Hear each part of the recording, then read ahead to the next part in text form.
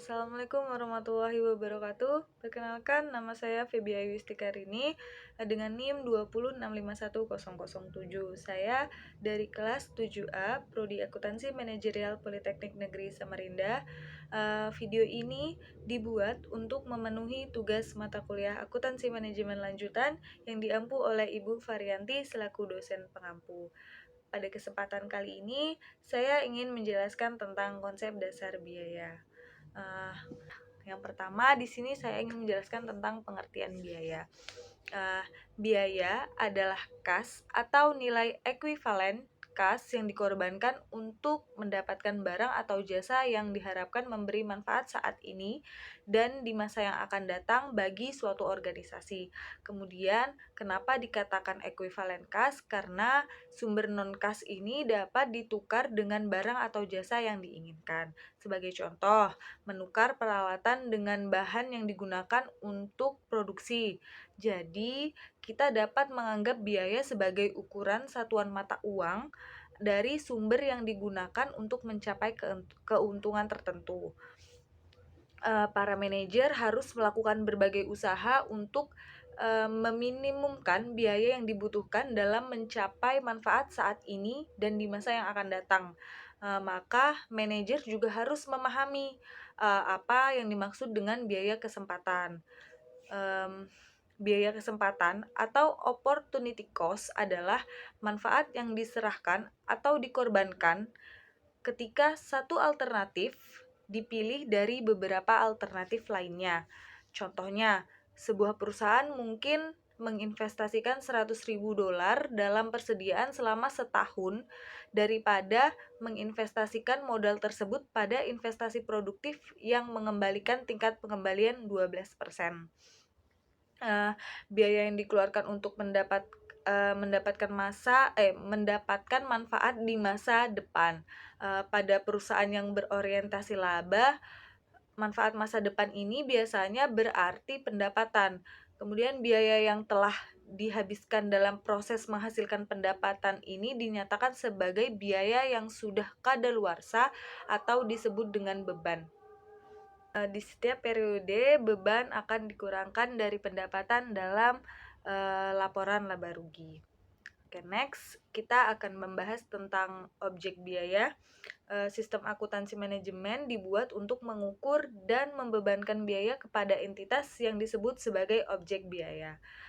Objek biaya ini dapat berupa apapun seperti produk, kemudian ada departemen, proyek, aktivitas, dan yang lainnya. Sebagai contoh nih, buku tulis adalah objek biaya jika kita menentukan berapa harga pokok buku tulis tersebut gitu. Oke, selanjutnya kita akan membahas tentang keakuratan pembebanan. Pembebanan biaya secara akurat ke objek sangatlah penting. Gagasan mengenai keakuratan tidak dievaluasi berdasarkan pengetahuan tentang biaya yang sebenarnya. Kekuatan di sini yaitu suatu konsep yang relatif dan harus dilakukan dengan wajar serta logis terhadap penggunaan metode pembebanan biaya. Tujuannya yaitu untuk mengukur dan membebankan biaya terhadap sumber daya yang dikonsumsikan oleh objek biaya tersebut. Selanjutnya yaitu ada ketelusuran atau traceability. Hubungan antara biaya dan objek biaya dapat digali untuk membantu meningkatkan keakuratan pembebanan biaya. Di sini biaya dibagi menjadi dua, yaitu ada biaya langsung atau indirect cost dan biaya tidak langsung atau direct cost. Apa sih biaya langsung dan biaya tidak langsung itu? Biaya langsung atau indirect cost adalah biaya yang dapat ditelusuri secara fisik ke produk atau jasa tertentu seperti gaji yang dibayarkan kepada akuntan, pengacara, dan lain-lain. Sedangkan biaya tidak langsung atau direct cost yaitu biaya yang tidak dapat ditelusuri ke produk atau jasa seperti asuransi atau sewa kantor.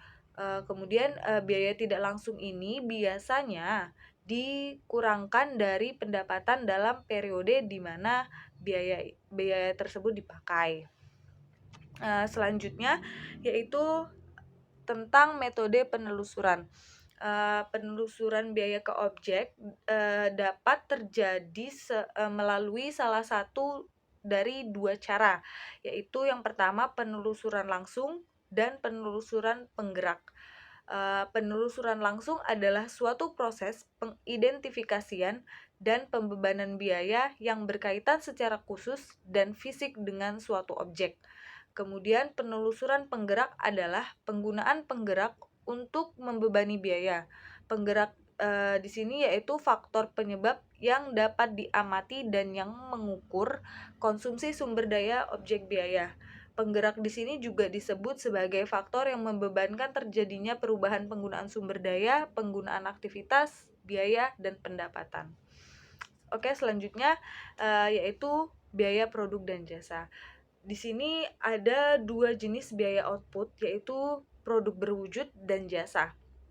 Kalau produk berwujud ini merupakan barang yang dihasilkan dengan mengubah bahan baku melalui penggunaan tenaga kerja dan input modal seperti pabrik, lahan, dan mesin. Sedangkan jasa yaitu tugas atau aktivitas yang dilakukan untuk seorang pelanggan atau aktivitas yang dijalankan oleh seorang pelanggan dengan menggunakan produk atau fasilitas organisasi. Kemudian apa sih bedanya produk jasa dengan produk berwujud? Yaitu yang pertama ketidakberwujudan atau intangibility, karena jasa merupakan produk tidak berwujud ya. Jasa ini cuma bisa kita rasakan manfaatnya gitu. Kemudian yang kedua yaitu tidak tahan lama atau perishability. Di sini tidak tahan lama ini memiliki arti yaitu memberi pengaruh dalam jangka pendek, walaupun ada beberapa jasa yang memberikan pengaruh jangka panjang juga. Kemudian yang ketiga yaitu tidak dapat dipisahkan atau inseparability, dalam artian pemberi jasa dan pengguna jasa melakukan kontak secara langsung atau mereka melakukan tatap muka.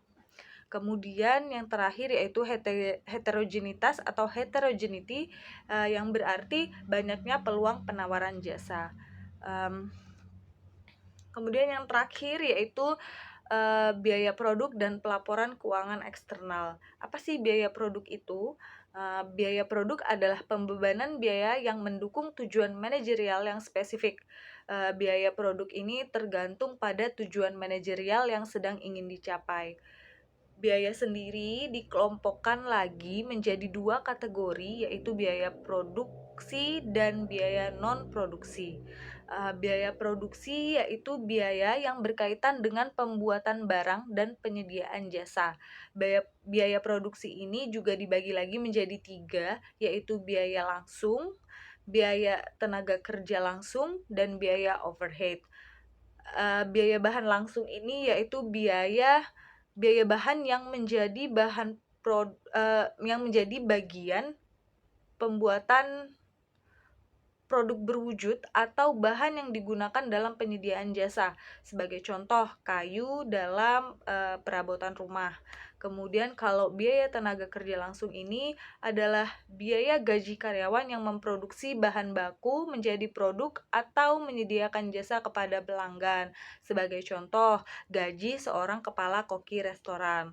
Kemudian yang ketiga yaitu overhead, yaitu merupakan semua biaya produksi selain dari biaya bahan langsung dan biaya tenaga kerja langsung. Contohnya yaitu biaya lembur tenaga kerja langsung biasanya dibebankan ke overhead dan bahan bakar mesin.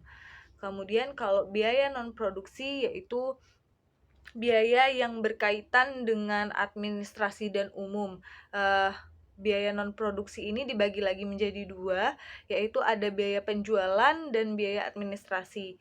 Biaya penjualan ini biasanya biaya yang diperlukan untuk memasarkan, mendistribusikan produk dan jasa, sedangkan biaya administrasi adalah seluruh biaya yang berkaitan dengan administrasi umum pada organisasi yang tidak dapat dibebankan ke biaya pemasaran atau produksi.